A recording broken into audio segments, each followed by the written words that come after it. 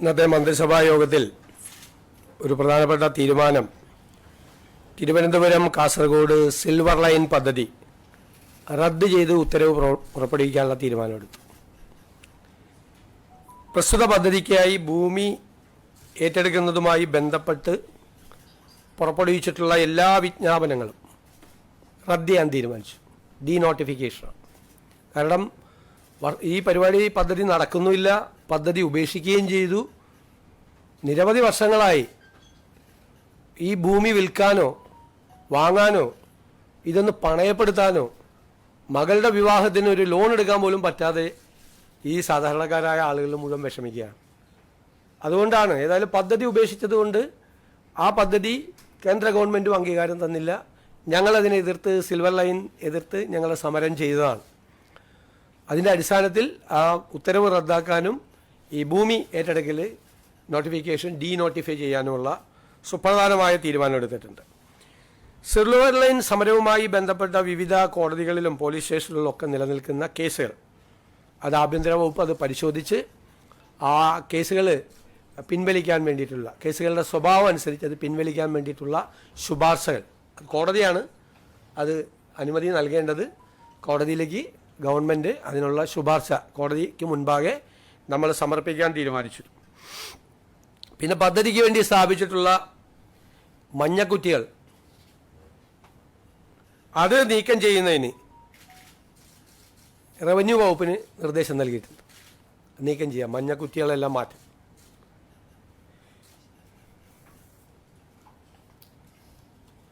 പിന്നെ രണ്ടാമത് PSCയുമായി ബന്ധപ്പെട്ട ലിസ്റ്റുകൾ നമുക്ക് റാങ്ക് ലിസ്റ്റുകളുടെ കാലാവധി ഇപ്പോൾ അവസാനിക്കുന്നതും 2026 ഓഗസ്റ്റ് 31 കാലാവധി അവസാനിപ്പിക്കുന്നതുമായ എല്ലാ റാങ്ക് പട്ടികകളുടെയും കാലാവധി നവംബർ 30 വരെ ദീർഘിപ്പിക്കുന്നതിന് PSCക്ക് ശുപാർശ ചെയ്യാൻ തീരുമാനിച്ചു. 2026 ഓഗസ്റ്റ് 31 കാലാവധി അവസാനിക്കുന്ന എല്ലാ റാങ്ക് പട്ടികകളുടെയും കാലാവധി 2026 നവംബർ 30 വരെ ദീർഘിപ്പിക്കുന്നതിന് PSCയോട് റെക്കമെൻഡ് ചെയ്യാൻ തീരുമാനിച്ചു. അത് നമ്മൾ കളക്ട് ചെയ്തിട്ടുണ്ട്, അത് പറയാം, വിശദാംശങ്ങൾ പിന്നീട് പറയാം. അതിൻ്റെ അകത്ത് സാധാരണ അങ്ങനെ ചെയ്യാറില്ല. പക്ഷേ ഈ ഇലക്ഷനും മറ്റു കാര്യങ്ങളൊക്കെ ആയിട്ട് ബന്ധപ്പെട്ട് ആ സമയത്ത് ഒരു അപ്പോയിൻമെൻറ്റും നടന്നില്ല, ഇലക്ഷൻ നോട്ടിഫിക്കേഷൻ്റെ സമയത്ത് നടന്നിട്ടില്ല. അപ്പോൾ പല പട്ടികകൾക്കും അത് പ്രയാസമായി, വലിയ ബുദ്ധിമുട്ടായി. കുട്ടികളൊക്കെ ഭയങ്കര സങ്കടവും പ്രയാസമൊക്കെ ഉണ്ട്. അവരുടെ ചെറുപ്പക്കാരുടെ ഉദ്യോഗാർത്ഥികളുടെ വികാരം മാനിച്ചുകൊണ്ടാണ് ഇങ്ങനൊരു തീരുമാനം സർക്കാർ എടുത്തിട്ടുള്ളത്. വളരെ പ്രധാനപ്പെട്ട സുപ്രധാനമായ ഒരു തീരുമാനമാണ്. അതുപോലെ നമ്മുടെ മാനിഫെസ്റ്റോ, ആ മാനിഫെസ്റ്റോയിൽ പറഞ്ഞിരിക്കുന്ന കാര്യങ്ങളെല്ലാം UDF മാനിഫെസ്റ്റോയിൽ പറഞ്ഞിരിക്കുന്ന കാര്യങ്ങളെല്ലാം വിവിധ വകുപ്പുകൾക്കായി തിരിച്ച് ആ വകുപ്പുകൾ ഈ മാനിഫെസ്റ്റോ നടപ്പാക്കുന്നതിന് വേണ്ടിയിട്ടുള്ള നിർദ്ദേശങ്ങൾ നൽകുന്നതിന് വേണ്ടിയിട്ട് അവർക്ക് കൊടുത്തിട്ടുണ്ട്, ഡിവൈഡ് ചെയ്ത് കൊടുത്തിട്ടുണ്ട്. ഓരോ വകുപ്പിനും മാനിഫെസ്റ്റോയിൽ പറയുന്ന കാര്യങ്ങൾ ചെയ്യുന്നതിന് വേണ്ടിയിട്ടുള്ള തുടക്കം, അതായത് വിഷൻ 2031 എന്നാണ് അതിന് പേരിട്ടിരിക്കുന്നത്. 2031 ഈ സർക്കാരിൻ്റെ കാലാവധി അവസാനിക്കുന്നതിന് മുമ്പ് തന്നെ മാനിഫെസ്റ്റോയിൽ ജനങ്ങളോട് നൽകിയിരിക്കുന്ന വാഗ്ദാനങ്ങൾ മുഴുവൻ പാലിക്കുന്നതിന് വേണ്ടിയിട്ടുള്ള നടപടികൾ ഇപ്പോൾ ആരംഭിക്കാൻ പറഞ്ഞിട്ടുണ്ട്. മാത്രമല്ല ജൂൺ 1 മുതൽ 100 ദിവസക്കാലം ഏറ്റവും അത്യാവശ്യമായി ചെയ്തു തീർക്കേണ്ട കാര്യങ്ങൾ ചെയ്യാനുള്ളൊരു കർമ്മ പരിപാടി കൂടി വരും 100 ദിവസത്തേക്ക്. ജൂൺ 1 മുതലുള്ള 100 ദിവസത്തേക്ക് അതിനെ ഏറ്റവും പെട്ടെന്ന് ചെയ്തു തീർക്കാൻ പറ്റുന്ന പ്രപ്പോസൽസ് വിവിധ വകുപ്പുകളിൽ നിന്ന് വളരെ കിട്ടും. അത് തയ്യാറാക്കി എല്ലാ കാര്യങ്ങളും നമുക്ക് തീർക്കാൻ പറ്റാവുന്ന മുഴുവൻ കാര്യങ്ങളും, ചിലപ്പോൾ ചെറിയ ഇൻ്റർവെൻഷൻ കൊണ്ട് തീർക്കാം, ചിലപ്പോൾ ചില വിഷയങ്ങൾ പരിഹരിച്ചുകൊണ്ട് തീർക്കാൻ പറ്റും. ഒരുപാട് നാളുകളായി കിടക്കുന്ന പെട്ടെന്ന് തീർക്കാൻ പറ്റുന്ന വിഷയങ്ങളെല്ലാം 100 ദിവസത്തെ കർമ്മ പരിപാടി കൊണ്ട് പെട്ടെന്ന് തീർക്കാൻ വേണ്ടിയിട്ടുള്ള ഒരു പദ്ധതി കൂടി ഇതിൻ്റെ കൂടെ ഉണ്ട്. മാനിഫെസ്റ്റോ നടപ്പാക്കും. മാനിഫെസ്റ്റോ നടപ്പാക്കുന്നതിൻ്റെ ആദ്യ ഭാഗമായിട്ടാണ് അതിനകത്ത് 100 ദിവസം കൊണ്ട് തീർക്കാവുന്ന കർമ്മ പരിപാടികൾ കൂടി ആസൂത്രണം ചെയ്തിട്ടുള്ളത്. പിന്നെ പത്മ പുരസ്കാരത്തിന് വേണ്ടിയിട്ടുള്ള ഇത് തയ്യാറാക്കാൻ വേണ്ടിയിട്ടുള്ള ക്യാബിനറ്റ് സബ് കമ്മിറ്റി രൂപീകരിച്ചിട്ടുണ്ട്, ശുപാർശ ചെയ്യുന്നതിന് വേണ്ടിയിട്ട്. കേന്ദ്ര ഗവൺമെൻറ്റാണ് നൽകേണ്ടത്, സ്റ്റേറ്റിന് ശുപാർശ ചെയ്യാൻ മാത്രമേ പറ്റുകയുള്ളൂ. ഹൈക്കോടതിയിലെ അഡീഷണൽ അഡ്വക്കേറ്റ് ജനറലായി അഡ്വക്കേറ്റ് മുഹമ്മദ് ഷായെ നിയമിച്ചിട്ടുണ്ട്. അഡീഷണൽ അഡ്വക്കേറ്റ് ജനറൽ ആയി അഡ്വക്കേറ്റ് മുഹമ്മദ് ഷാ നിയമിച്ചിട്ടുണ്ട്.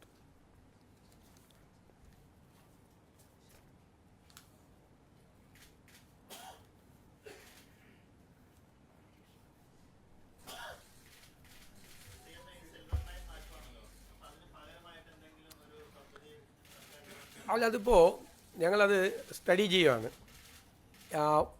ഒരു സ്പീഡ് കോറിഡോറിന് പാരിസ്ഥിതികമായോ സാമ്പത്തികമായോ കേരളത്തെ ബാധിക്കാത്ത തരത്തിലുള്ള ഒരു അതിവേഗ ഇതിന് നമ്മളെതിരല്ല. നമ്മളിതിനെ എതിർക്കാൻ കാര്യം അതിനൊരു പ്രോപ്പർ DPR പോലും ഉണ്ടായിരുന്നില്ല. പാരിസ്ഥിതികമായ ദുരന്തമായിരുന്നു അത് നടപ്പാക്കിയിരുന്നെങ്കിൽ സിൽവർ ലൈൻ. കാരണം 300 കിലോമീറ്റർ ദൂരം 30 അടി ഉയരത്തിലെ എംബാങ്ക്മെൻ്റ് ആയിരുന്നു. കേരളത്തിൻ്റെ ഒരു ജോഗ്രഫിക്കൽ സ്റ്റേച്ചർ എന്ന് പറഞ്ഞാൽ എന്താ, സ്ലോപ്പാണ് കേരളം അല്ലേ. അവിടെ നിന്ന് നദികൾ ഒഴുകി താഴേക്ക് വന്ന് കടലിൽ പതിക്കുന്ന ഒരു സ്ലോപ്പായിട്ടുള്ള സ്ഥലമാണ്. അതിനിടയിൽ 30 അടി ഉയരത്തിൽ 300 കിലോമീറ്റർ ദൂരം എംബാങ്ക്മെൻറ്റ് പണിയുക എന്ന് പറഞ്ഞ ഒരു സസ്റ്റൈനബിൾ ആയിട്ടുള്ള പ്രോജക്റ്റ് ആയിരുന്നില്ല. അത് എൻവയൺമെൻറ്റ് ഡിസാസ്റ്റർ ഉണ്ടാവുമായിരുന്നു, പാരിസ്ഥിതിക ദുരന്തം ഉണ്ടാവുമായിരുന്നു ഇല്ലേ. പിന്നെ 200 കിലോമീറ്റർ ദൂരം 10 അടി ഉയരത്തിൽ മതിലായിരുന്നു. ഇപ്പോൾ മൺസൂൺ തുടങ്ങിക്കഴിഞ്ഞാൽ ട്രെയിൻ മാത്രമല്ല ബോട്ട് കൂടി ഓടിക്കായിരുന്നു. ആ സ്ഥിതിയാണ്. അത് നമ്മൾ വളരെ നന്നായി UDFൻ്റെ ഒരു സബ് കമ്മിറ്റി പഠിച്ച് UDFൽ കൊണ്ടുവന്നപ്പോൾ, എന്നിട്ട് ഞാൻ രണ്ടാമത് അത് കൊടുത്തു വിട്ട് എല്ലാ പാർട്ടികളും ഒന്നും കൂടി സ്റ്റഡി ചെയ്ത് വരാൻ. അങ്ങനെ ഞങ്ങൾ എക്സ്പേർട്സുകളുമായി സംസാരിച്ച് കേരളത്തിൻ്റെ വിവിധ സ്ഥലങ്ങളിൽ സിറ്റിംഗ് നടത്തി, railway experts, financial experts, environment എക്സ്പേർട്സുമായിട്ട് സംസാരിച്ചിട്ട് തയ്യാറാക്കിയ ഒരു റിപ്പോർട്ടാണ് നടപ്പാക്കരുത്. അതുകൊണ്ടാണ് പിന്നെ ഗവൺമെൻറ് അത് വഴിയിൽ ഉപേക്ഷിക്കുകയും ചെയ്തു. പക്ഷേ ആ നോട്ടിഫിക്കേഷൻ ഇപ്പോഴും അങ്ങനെ കിടക്കുകയാണ്. എന്നിട്ട് ശിക്ഷ പോലെ സമരം ചെയ്തതിനുള്ള പാവങ്ങൾക്കുള്ള ശിക്ഷ പോലെ ആ നോട്ടിഫിക്കേഷൻ ഡീനോട്ടിഫൈ വേണ്ടാന്ന് പദ്ധതി ഉപേക്ഷിച്ചു. ഒറ്റ ഓർഡർ ഇറങ്ങിയാൽ മതി ഡീനോട്ടിഫൈ ചെയ്യാൻ. അവർക്ക് ഒരു ഞാൻ പറഞ്ഞല്ലോ, മകളുടെ കല്യാണത്തിന് അല്ലെങ്കിൽ വീട്ടിലൊരു ആവശ്യത്തിന് ഭൂമി പണയം പോലും വയ്ക്കാൻ പറ്റാത്ത പാവങ്ങളാണ്, കരച്ചിലാണ് എപ്പോഴും, സങ്കടങ്ങൾ. അപ്പോൾ ഞങ്ങൾ പുതുയുഗ യാത്രയുമായി പോയ സമയത്ത് അവരുമായിട്ട് ഞങ്ങൾ ഇൻട്രാക്ഷൻ നടത്തിയിരുന്നു. അത് പോയ ജില്ലകളിലെല്ലാം അവർ പരാതി പറഞ്ഞിരുന്നു. അത്തരം പരാതികളൊക്കെ നമുക്ക് പെട്ടെന്ന് തീർക്കാൻ പറ്റാവുന്ന പരാതികളാണ്. അതൊക്കെ ഒരു ഗവൺമെൻറ്റിൻ്റെ ഒരു വേഗത അക്കാര്യത്തിലുണ്ട്.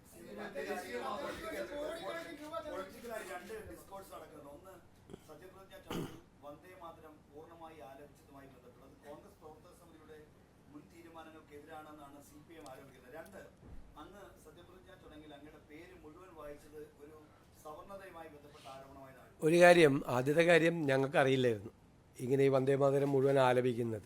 അത് രാജ്ഭവനിൽ നിന്നുള്ള നിർദ്ദേശം അനുസരിച്ചിട്ടാണ്. ഞാനും നിൽക്കുമ്പോഴാണ് കേൾക്കുന്നത്, മുഴുവൻ കേൾക്കുന്നത് ഞാനും നിൽക്കുമ്പോഴാണ് കേൾക്കുന്നത്. അതിൻ്റെ ഇടയിൽ ചെന്ന് തടസ്സപ്പെടുത്താൻ പറ്റുമോ? പിന്നെ അതിൻ്റെ ഇടയിൽ നിന്ന് ഇറങ്ങിയിട്ട് ഇത് അവസാനം ഇത് ആലപിക്കുമെന്ന് അറിയില്ല. അവസാനം സാധാരണ നാഷണൽ ആന്തമാണ് ചെയ്യുന്നത്. ഇതുകൂടി ആലപിച്ചു, നമ്മൾ അറിഞ്ഞുകൊണ്ടല്ല, നമുക്കറിയില്ല. രണ്ടാമത്തെ കാര്യം, ഞാൻ എൻ്റെ അച്ഛൻ്റെ പേര് പറഞ്ഞ എന്താ കുഴപ്പം? എൻ്റെ അച്ഛൻ്റെ പേര് അതാണ്. എനിക്ക് അമ്മയുടെ പേര് കൂടി പറയാത്തതിൽ സങ്കടമുണ്ട്. ഞാൻ MLA ആകുന്നതിന് മുമ്പ് മരിച്ചുപോയവരാണ് രണ്ടുപേരും. എൻ്റെ അച്ഛൻ്റെ പേര് കൂടി പറയണമെന്ന് പറഞ്ഞാൽ എൻ്റെ ഫുൾ നെയിം ഞാൻ വായിച്ചു. സാധാരണ അങ്ങനെയാണല്ലോ, ഇപ്പോൾ പാസ്പോർട്ടിൽ എഴുതുന്നത് അങ്ങനെയല്ലേ. എൻ്റെ അച്ഛൻ്റെ പേര് കൂടി ഞാൻ പറഞ്ഞു. അച്ഛൻ്റെ പേര് പറയാൻ വേണ്ടിയിട്ടാണ് ഞാൻ പറഞ്ഞത്. സത്യമായിട്ടും ആണെന്നേ. എനിക്ക് സന്തോഷമാണ്, നിറഞ്ഞ മനസ്സോടുകൂടിയല്ലേ പറയണത്. അവരെ ഓർക്കണ്ടേ മാതാപിതാക്കളെ. അമ്മയെ ഞാൻ മനസ്സിലും വിചാരിച്ചു. അച്ഛൻ്റെ പേരും പറഞ്ഞു. അമ്മയുടെ പേര് പറയാൻ സ്കോപ്പില്ല അവിടെ, അതുകൊണ്ടാണ്. ഇല്ലേ അമ്മയുടെ പേര് കൂടി പറഞ്ഞത്. അച്ഛൻ്റെ അമ്മയുടെ പേര് പറയുന്ന അഭിമാനമാണ്. ഞങ്ങൾ റിവ്യൂ ചെയ്യുന്നുണ്ട് തീർച്ചയായിട്ടും. ഒരുപാട് കംപ്ലയിൻസ് ഉണ്ട്, പരാതികളുണ്ട് വ്യാപകമായി. ഇപ്പം എൻ്റെ നിയോജകമണ്ഡലത്തിൽ പോലും വ്യാപകമായ പരാതികളുണ്ട്. ഇമ്മീഡിയറ്റ് ആയിട്ട് ഞങ്ങൾ അതിൻ്റെ യോഗം വിളിക്കുന്നുണ്ട്. നിങ്ങളുടെ 3 ദിവസമോ? അതെങ്ങനെ? ഞാൻ ചോദിക്കട്ടെ, സത്യപ്രതിജ്ഞാ ചടങ്ങ് കഴിഞ്ഞു, അന്ന് രാത്രി ചർച്ചകൾ നടത്തിയത് പൂർത്തിയായി, ലിസ്റ്റ്. ഇന്നലെയാണ് അറിയുന്നത് ഗവർണർ സ്ഥലത്തില്ലാന്ന്. ഗവർണർ രാവിലെ തൃശ്ശൂരിലേക്ക് പോയി, അദ്ദേഹം രാത്രിയാണ് വന്നത്. ഇന്ന് രാവിലെ ഗവർണർക്ക് സമർപ്പിച്ചു. എവിടെയാ വൈകിയത്? നേരിട്ട് കൊടുത്തു, ഗവർണർക്ക് കൊടുത്തു. അല്ലെ ഗവർണർ അവിടെ നിന്ന് അപ്രൂവൽ വേണ്ടേ? അല്ലെങ്കിൽ അവിടെ എന്ത് തർക്കം? മിനിങ്ങാന്ന് രാത്രി തീർന്നു. നിങ്ങൾ എഴുതിയതിന് നിങ്ങൾ വാർത്ത കൊടുക്കുന്നത് ഞാൻ എന്ത് ചെയ്യാൻ പറ്റും? നിങ്ങൾ പറയും ഫിഷറീസിൻ്റെ തർക്കമാണ് എന്ന് പറഞ്ഞിട്ട് പല വാർത്തകളും വന്നു. ആ വിഷയങ്ങളൊക്കെ UDF ചർച്ചകളിലൊക്കെ മന്ത്രിസഭ സത്യപ്രതിജ്ഞയ്ക്ക് വന്ന UDFൻ്റെ ചർച്ചകൾ പൂർത്തിയായി. ഏത് മന്ത്രിസഭാ സത്യപ്രതിജ്ഞയ്ക്ക് മുമ്പ് 10 ദിവസം കൊണ്ട് വരുന്ന കോൺഗ്രസിൻ്റെ മന്ത്രിസഭാ ലിസ്റ്റ് 24 മണിക്കൂർ കൊണ്ട് വന്നു. സത്യപ്രതിജ്ഞ കഴിഞ്ഞ് അന്ന് രാത്രി തന്നെ, അങ്ങനെയാണ് രാത്രി സാധാരണ 48 hours എടുക്കാറുണ്ട്. ഇത് അതും എടുത്തില്ല.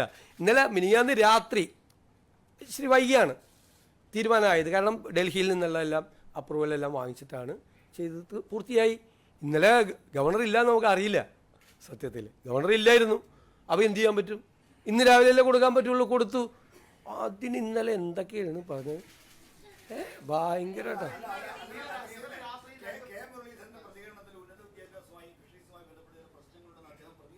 ഇല്ല ഒരു വിഷയമുണ്ടായി. അതൊക്കെ 3 ദിവസം 4 ദിവസം മുമ്പ് സെറ്റിൽഡാണ് ആ വിഷയം.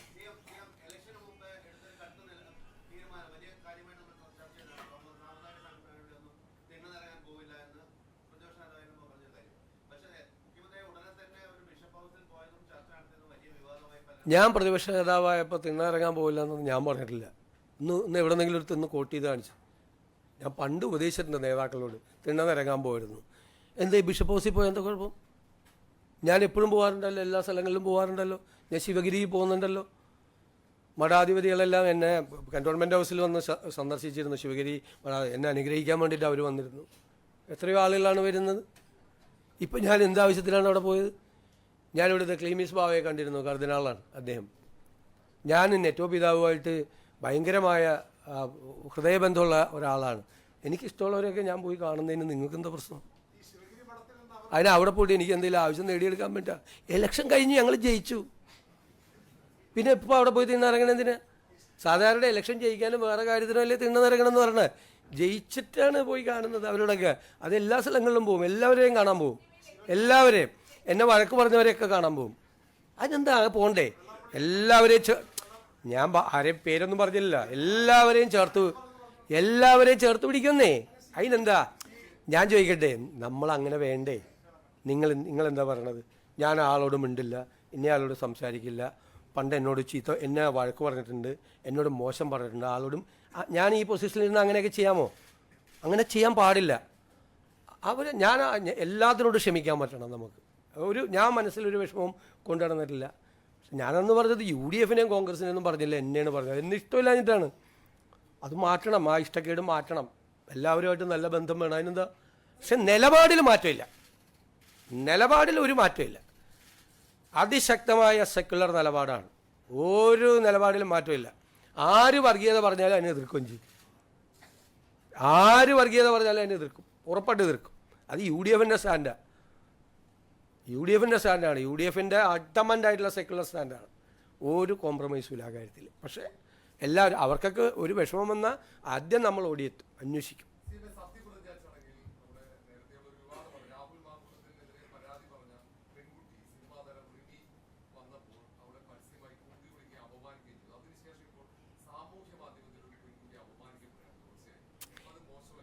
ഞാൻ ഏറ്റവും കൂടുതൽ അപമാനിക്കപ്പെടുന്നത് മാധ്യമപ്രവർത്തകർ, വനിതാ മാധ്യമപ്രവർത്തകരിൽ ഏറ്റവും കൂടുതൽ അപമാനിക്കപ്പെടുന്നത് മാധ്യമങ്ങളിൽ ഇല്ലേ? ഏറ്റവും കൂടുതൽ അപമാനിക്കപ്പെടുന്നത് വനിതാ മാധ്യമപ്രവർത്തകരില്ലേ? സ്ത്രീകളെ അപമാനിക്കാൻ വേണ്ടിയുള്ള സ്ഥലമായി സോഷ്യൽ മീഡിയ മാറി. ആരെയും അപമാനിക്കരുത്. ഞങ്ങളുടെ നിലപാട് നേരത്തെ അങ്ങനെയാണ്, ഇപ്പോഴും അങ്ങനെയാണ് നിലപാട്. ഒരു സ്ത്രീയെയും ഒരാളെയും അപമാനിക്കരുത്. ആളുകളെ അവമാനിക്കാനുള്ള സ്ഥലമല്ല സോഷ്യൽ മീഡിയ എന്ന് പറയുന്നത്. അത് ചെയ്യരുതെന്നാണ് എൻ്റെ വിനീതമായ അഭ്യർത്ഥന എല്ലാ ആളുകളോടും. എത്രയോ മാധ്യമപ്രവർത്തകരാണ്, സ്ത്രീകളായ മാധ്യമപ്രവർത്തകരാണ്, എന്തെല്ലാം മോശമായ വാക്കുകൾ ഉപയോഗിച്ചാണ് അവരെ അവമാനിക്കുന്നത്. അതിൻ്റെയൊക്കെ കേന്ദ്രം എവിടെ നിന്നായിരുന്നു കൂടി അന്വേഷിച്ചു നിങ്ങൾ.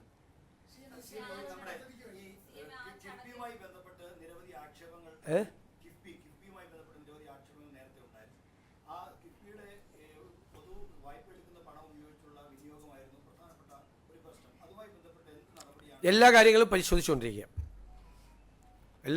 അവരുടെ എല്ലാ കിഫ്ബിയുമായി ബന്ധപ്പെട്ട എല്ലാ കാര്യങ്ങളും പരിശോധിച്ചുകൊണ്ടിരിക്കുകയാണ്. അല്ല, പരിശോധിച്ചുകൊണ്ടിരിക്കുകയാണ്. ഫിനാൻസുമായിട്ട് കൂടി ബന്ധപ്പെട്ടതല്ലേ. അല്ല, അതൊക്കെ പരിശോധിച്ചുകൊണ്ടിരിക്കുകയാണ്. തീരുമാനം എടുത്തിട്ടില്ല. തീരുമാനം എടുത്താൽ ആദ്യം ഞാൻ പറഞ്ഞിട്ടുണ്ടല്ലോ, നിങ്ങളോടെ പറയുള്ളൂ.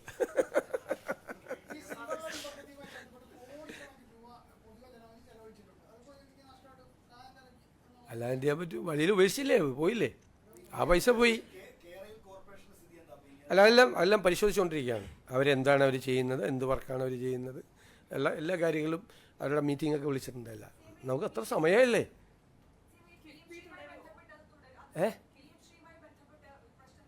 അല്ല, പരിശോധിക്കപ്പെടേണ്ട കാര്യം അതിൻ്റെ സ്റ്റേറ്റസ് എന്താണെന്ന് നോക്കണം. ലീഗൽ സ്റ്റേറ്റസ് എന്താണെന്ന് നോക്കണം. ഒരു ഗവൺമെൻറ് എഗ്രിമെൻറ്റ് വെച്ചതാണ്.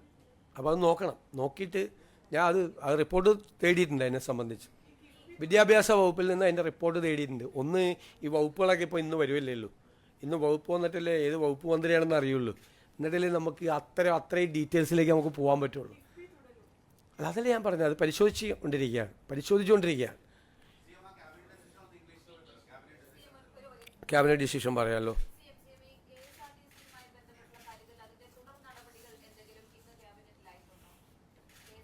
ക്യാബിനറ്റിൽ അത് ചർച്ച ചെയ്യേണ്ട ആവശ്യമില്ല.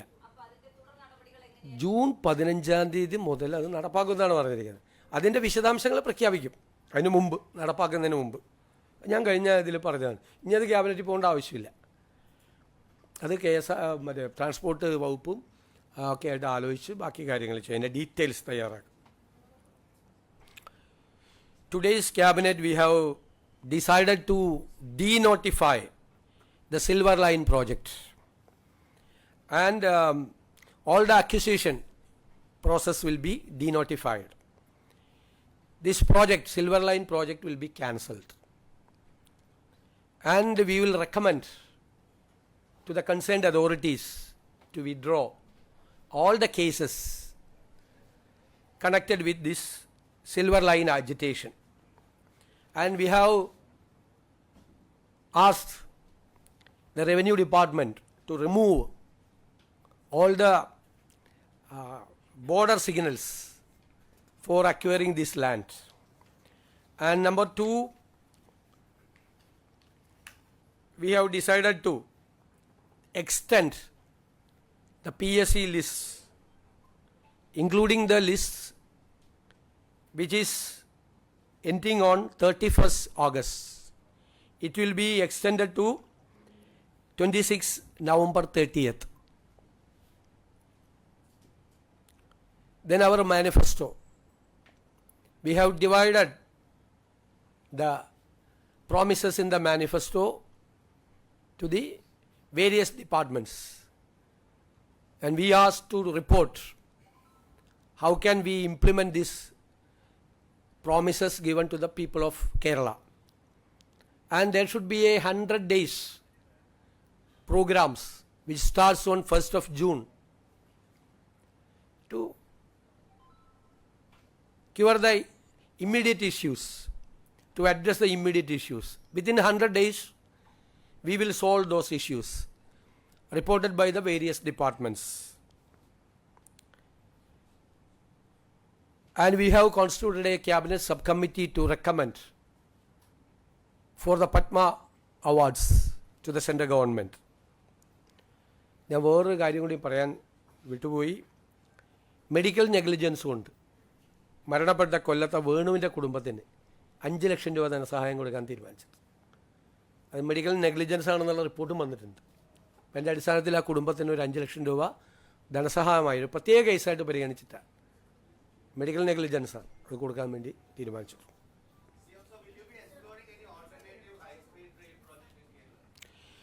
We will think about that. We are not against the high-speed rail project. We oppose the Silver Line project because it was a environment disaster, and economically it was not viable. There was not even a detailed project report. So we have studied in detail. The UDF opposed the Silver Line project. Now the government itself, the last government itself, they have given up this project also. Now there is no project. I think the KRail started to discuss about the new project. But unfortunately, the land acquired by the government was not denotified. So the people were suffering. They cannot sell or buy the property or pledge the property. They were in trouble. So we have decided to denotify all the acquisition process. There was some controversy related to singing of Vande Mataram in your swearing in ceremony, the entire one. And the left had criticized it, saying it's against the secular. Without our knowledge, it was happened. It was from the directions from the Lok Bhavan. We didn't have any idea about that. We thought that it was national anthem at the initial stage. At the end of the function, national anthem again. That was the convention. We didn't have an idea about that.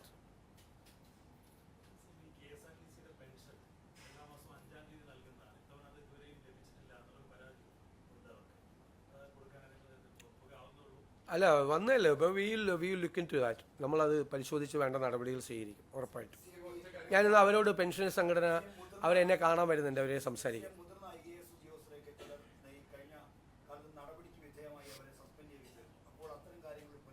ഉറപ്പായിട്ട് പുനഃപരിശോധിക്കും. അല്ല, case by കേസായിട്ട് പുനഃപരിശോധിക്കും, തീരുമാനമെടുക്കും. അത് ക്യാബിനറ്റിലല്ല, തീർച്ചയായിട്ടും പുനഃപരിശോധിക്കും.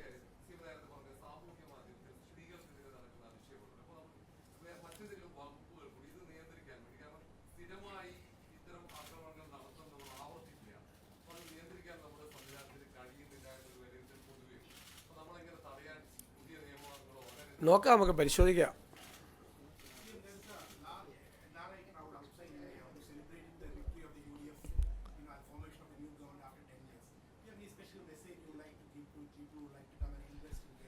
I express my gratitude towards all the people, those who are in abroad. And you know that across the world there is a large Malayali diaspora. They have been eagerly waiting for the results of this assembly election.